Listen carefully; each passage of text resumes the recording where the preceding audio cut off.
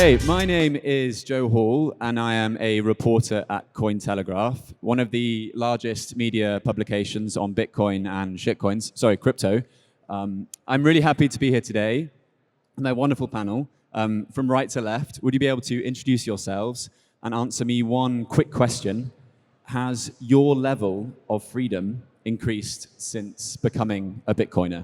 I'm assuming, by the way, that you're a Bitcoiner. Let's go with you, Craig. I'm Craig Warmke. I'm a professor. I teach at Northern Illinois University, and my freedom has gone down because I check the price too much, so I'm not free to do the things I should do. Hey, I'm Alex Gladstein. I'm the Chief Strategy Officer of the Human Rights Foundation. I also do a lot of writing about Bitcoin's impact globally, and I wrote a book called Check Your Financial Privilege. Hey, I'm Jan Pritzker, co-founder and CTO at Swan. And to answer your question, I do think Bitcoin is bringing me more freedom. I feel like I have more options in the future for my family, and that makes me feel more secure. Very good. I'm very happy to hear it. As you can see, we've got a very esteemed panel. If you're new to Bitcoin, these are three wonderful people to follow. And if you're already in Bitcoin and you're not following them, then please stop dunking on shitcoiners and follow some pure Bitcoin signal. Now, Bitcoin is freedom. That's the name of the panel. And I have a definition here of what freedom is because, I'm with guys that know what they're talking about. So freedom means the power or right to act, speak, or think as one wants, the state of not being imprisoned or enslaved. So a bit of audience participation first. That was your definition there of what freedom is. Can I see a show of hands? Is Bitcoin freedom? I think almost everyone's hand has gone up. Okay, so our work is already halfway there. Good.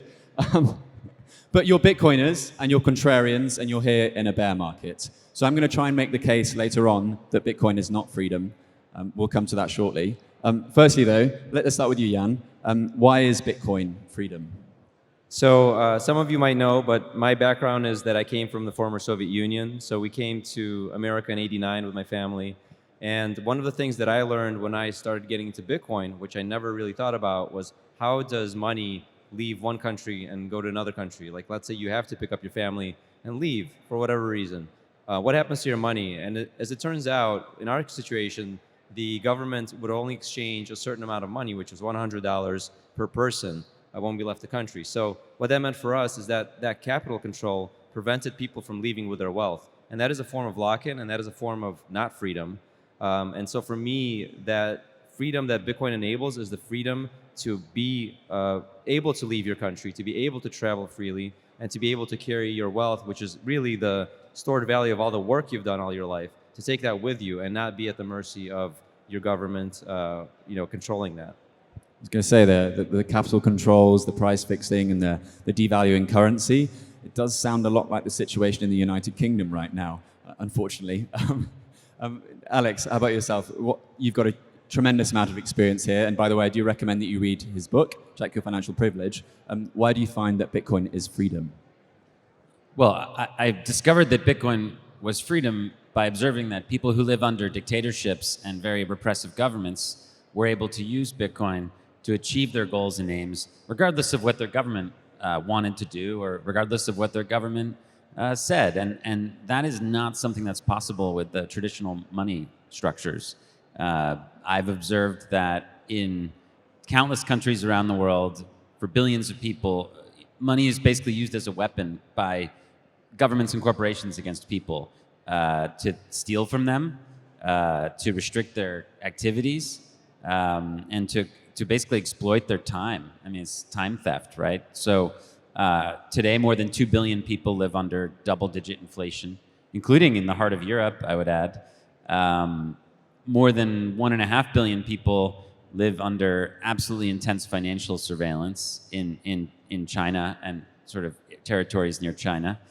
And far, far more than that live in societies where they don't have the same kind of financial access to markets and applications that we do in the United States. So for most people around the world, they're living in a situation where they don't have the same financial abilities as we do. There's 4.3 billion people who live under authoritarian governments in 95 countries, and those are, people who live under arbitrary rule of law. They don't have property rights. So in some sense, like, the reason why Bitcoin is freedom is it gives anybody with internet access, and we can get to that, property rights for the first time in history. They've never had actual property rights before. Property rights is something that the state kind of like gives out at its pleasure, and you kind of need the state to protect your property rights. Bitcoin gives anyone actual property rights that they can defend themselves with math to a very reasonable degree, and that to me is pretty much a revolution. And one of the chapters of your book,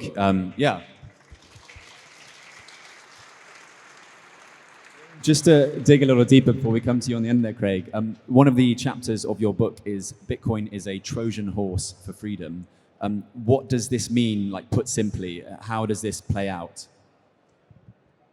Well, I think that, generally speaking, there are big limitations to, as we discussed, access to Bitcoin, right? So, I think that there is vast potential for us as a community to work on UX and make Bitcoin easier for people to use. Certainly that's like a big challenge of our time. But generally speaking, like, there's also some personal responsibility there, right? We were talking about how knowledge is freedom, right? Like, books are freedom, knowledge is freedom, information is freedom, but you have to learn how to read first, right? So your parents or your community have to teach you how to read to access that freedom. So it's similar with Bitcoin. Like, we're going to have to teach people how to Bitcoin to get the freedom. You're not just naturally born with that knowledge. I think it'll get a lot easier in the future, but this is an area where I just want to devote my time to, is helping people understand it and get them involved and on board as soon as possible. I think the biggest regret we're going to have in 10 years is that we didn't spend more time introducing people to Bitcoin. Exactly. Go out there and orange pill people, by the way, guys. Orange pill means, for those uninitiated, it means to teach people about Bitcoin. Craig, on the end there. Yeah, I think it's underappreciated how the ability to transact undergirds the exercise of some of our basic freedoms. So microphones cost money. I mean, both literal microphones and metaphorical microphones, websites and books and things. In order to gather, you have to travel to get there. You have to spend money in order to exercise your basic freedoms. And authoritarians know this. And so if you have censorable money, they can tamp down on your basic freedoms by preventing you from transacting in the way that you see best in your pursuit of the good life. And so if there's access to censorship-resistant money, money that enhances financial privacy, this is a way to route around authoritarians, and in a way that allows everyday people to claw back some of the powers to pursue the good life in the way that they see fit. And so but not everyone agrees, and some people think that Bitcoin is a bad thing, and that's why, at least in my mind, I think of Bitcoin as like the dandelion. It spreads very quickly, intrinsically it's beautiful, but certain people's preferences about how they think the world should be leads them to want to, kill it. Yeah. So the developers who are helping Bitcoin become more censorship resistant, more private, I think that's the real effective altruism.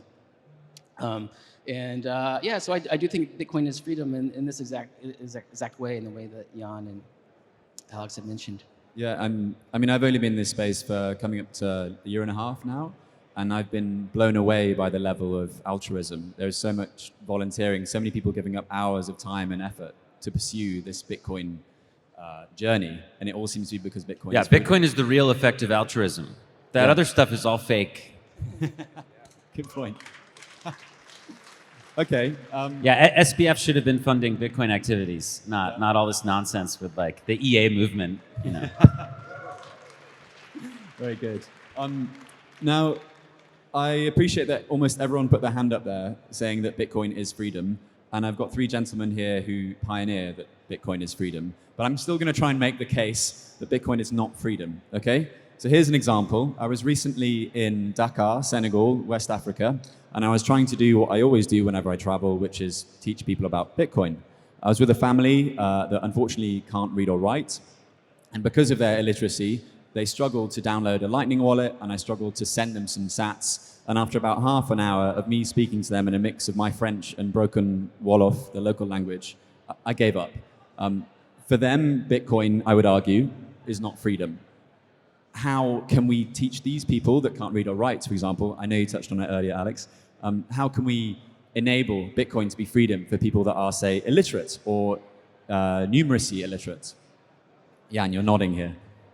I think there is a certain bridge we have to build, and as you mentioned, language is a problem. But we also have to recognize that Bitcoin in and of itself isn't necessarily the thing that people need in a specific moment. One example is recently the war with Ukraine and Russia. I was personally involved in trying to help some people on the ground in Ukraine with trying to send them some money, right? Now, these people had never heard of Bitcoin, didn't care about Bitcoin, didn't need Bitcoin, they were getting bombed. So that was not a good time to introduce them to Bitcoin, right? But it turned out that Bitcoin was a great way for us to get money over there, just simply because it was the only thing that functioned on a Saturday in the middle of the night.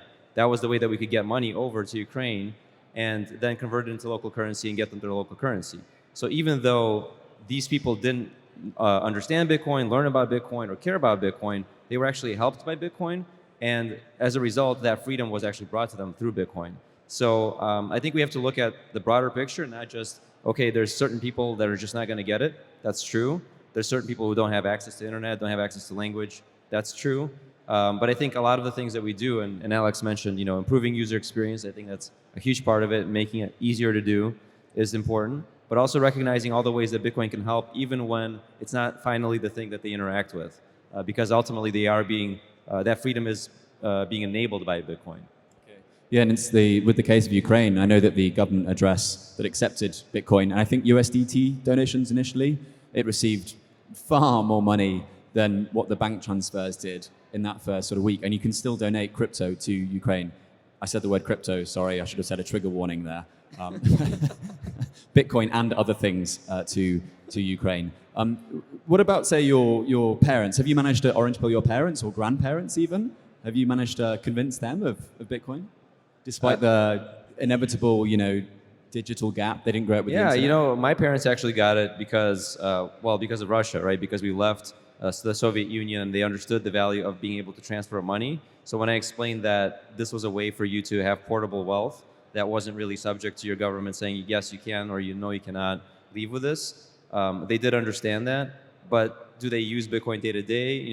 They use it by saving in it, which I think is the way you should use it primarily. It's it is a way for us to have that optionality in the future. I think it's tougher for people in America who haven't experienced having to flee a country to understand that might ever happen to them, because we feel like we live in this bubble where everything's going to be fine. But clearly, not everything is fine. And I think it is important to have that, even if it's not going to happen tomorrow, but just having that optionality for the future is super important. And that is the way that we have to explain it to our parents and our loved ones. Okay. What about Craig and Alex? What are we going to do about the people that can't read or write, or don't have an internet access, or simply aren't digitally, capable to be able to store their own keys? I don't know what to do about these kinds of situations, but I'll throw a couple more into the bucket. Sure. So it strikes me that we need much better bridges between fiat currencies and Bitcoin, ones with more privacy, more censorship resistance, because especially. And this was an issue that came up with the Canadian truckers. They received Bitcoin, some of it was confiscated. And part of the reason why is even if you might want to lay this at the fault of the people who are giving them Bitcoin or who had the Bitcoin, so you blame the user, it's not easy to use privately, and there's not yet very many circular economies. And so if you want to actually spend the Bitcoin that you receive, it's quite hard, and I think that does inhibit the degree to which Bitcoin is freedom enhancing. Okay, Alex, I know I was teasing you earlier about this. No, there's some good stuff to say on this point. Bitcoin is not freedom if you don't self-custody it. So if you're just paying fiat dollars to some company for Bitcoin that's going to live in their system, as we've learned this week and last year and the year before that, and we're going to keep learning this time and time again until everybody learns their lesson, essentially, then you just have an IOU on Bitcoin, and it's, you know, somebody else's Bitcoin. It's not yours. So it's so important to learn how to actually self-custody your Bitcoin. Otherwise, it's not freedom. This is quite simple. I think that Bitcoin is not freedom for governments either. You know, from that dimension, it's a constraint on what they can do. Governments, you know, and states, corporations, like they can exert power over individuals because they can control the money. This is just such a deep fact and part of history. Like if you look around the world, and people have just been squeezed so badly, especially over the last 100 years through money, through monetary policy. I mean, you talk about how in so many countries in the world, foreign powers would come in and say, and they would work with the dictator in the country and say, okay, you know, we're going to change everything here. Whether it be the IMF or the World Bank, they would come into these countries and say, you have to devalue your currency, and you have to shrink bank credit, and you have to put a cap on wages, and you have to get rid of, you know, subsidies on these things. Of course, none of these things were ever done in rich countries. Like, we've always protected our industries and protected agriculture, and we've had tariffs, and so we have this total double standard. And for literally billions of people, they were like subjected to like the shrinking and the weakening of the money that they used. So like the fruit of their labor, their time and energy was weakened and destroyed by a collaboration between dictators and foreign powers. And this is like the story of so many people's lives over the last 3-4 decades in Southeast Asia, in Latin America, in Sub-Saharan Africa, in the Middle East. Like their effectiveness as humans has been squeezed. So when we say that like Bitcoin is not freedom for governments, it prevents them from doing that. It gives the people a tool to fight back. The other thing I just wanted to say is that like I really do think that Bitcoin is sort of like knowledge, right? So just like literacy, learning how to read and do math, and just like the internet access component, these are journeys, right? At the beginning, very few people knew how to read 1,000 years ago, right? At the beginning of the internet, very few people were connected to the internet. At the beginning of Bitcoin, there was only one person probably who had Bitcoin, and then there were 2, and then there were 4, and then, you know, now there's millions, right? So it's a journey, and, you know, Bitcoin relies on, as you've seen yourself, the other journeys of literacy and of internet access. So these things all have to come together.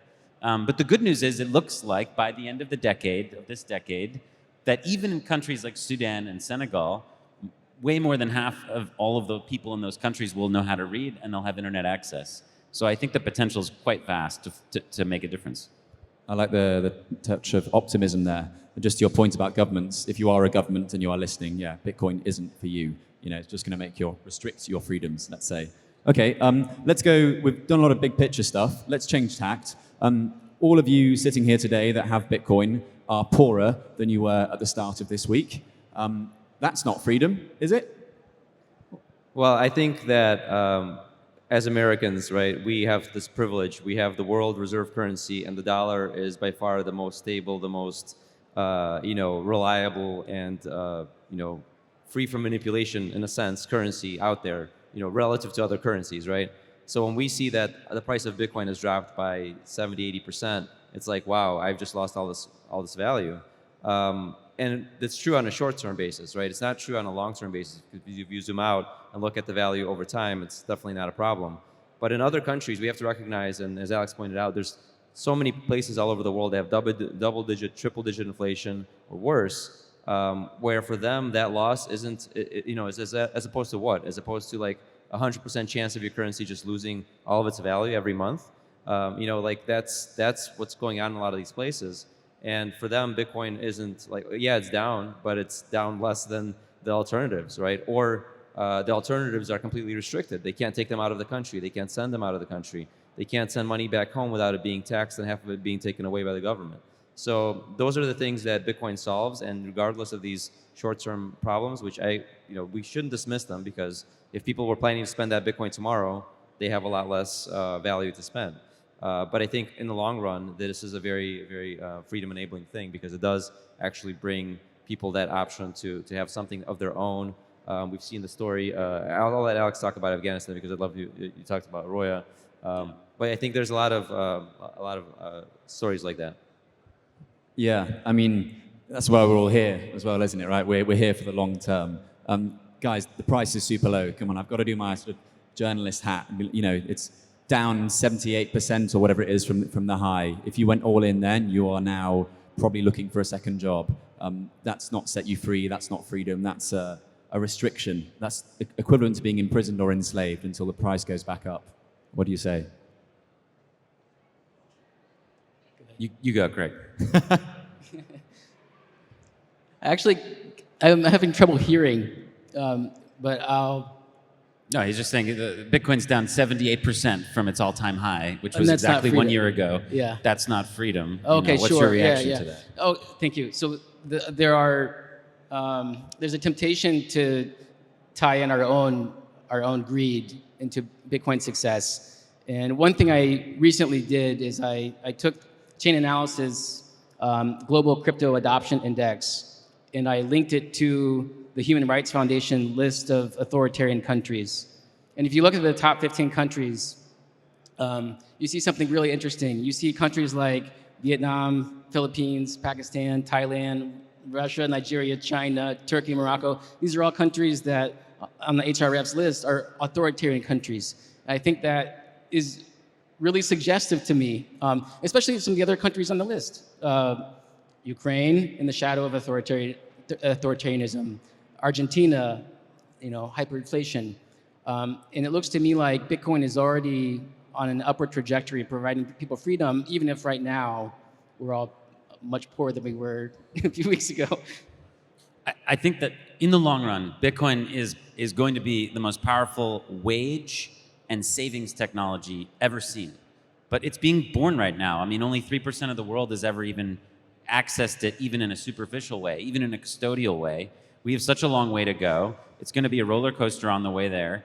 And in the meantime, Bitcoin is freedom in many other ways. I mean, honestly, the reason why most people that I've encountered in dictatorships and emerging markets use Bitcoin is to move value from A to B without states or corporations getting involved. Often they'll then immediately sell it into local currency or do something else with it. So it's not that everybody's sitting there like hodling in Venezuela or Argentina. They're using Bitcoin as a tool, as a freedom tool, to get around the current system. So it gives people enormous ability to do what the current monetary system cannot do. And eventually it will, I believe, fulfill its mission of replacing central banking and creating a global currency that everybody can use, that gives them an ability to protect the fruit of their labor and protect their wages and save for the future. But we need to be honest with ourselves. That could be decades from now. Indeed. Okay, we're running out of time here, and I was going to get you with my gotcha at the end, which was when I brought up this panel with my girlfriend. I said, Bitcoin is freedom. She was like, well, ever since you've learned about Bitcoin, all you've thought about is Bitcoin. So you're not that free anymore, are you? Because every dull moment you're just obsessed with Bitcoin. Do you have a final message? I've only got a minute left on the clock here that you'd like people to go away with. Perhaps a bit of advice on where to learn more about where Bitcoin is freedom or how Bitcoin is freedom. Should we start with you, Craig, this time? Yeah. This is advice I will also give to myself. I'd be better off checking the price less and thinking more about what Bitcoin enables for the rest of the world. Very good. Yeah, let's think about a friend of ours in Iran. His name's Zia Sadr. He went missing in September during the protests against the patriarchy in Iran, the dictatorship in Iran. And for him, Bitcoin was absolutely freedom. It was the only way he could receive money from abroad. It was the only way he could continue to do what he was doing. So for a lot of people around the world, it literally means life or death in some cases. It is literally the only way they can do what they can do. So I think we should try to put ourselves in the shoes of folks like that and go look up Zia Sadr and do what you can to learn about his story, and hopefully we can keep his legacy going. Agreed with Alex. We need to spend more time outside of our bubble. We are in a very special place in America. This is not the experience of the most of the world. There's 4% of the population here. We are not special. There's all kinds of shit going down. You guys need to spend more time looking at other countries and what's happening there. And I think you're going to see that Bitcoin is enabling freedom in a big way. Fantastic advice. Thank you so much to the panel. From right to left, we have Craig, Alex, and Jan. Please follow them all on Twitter. And thank you so much to Swan for putting this all together. Thank you, guys.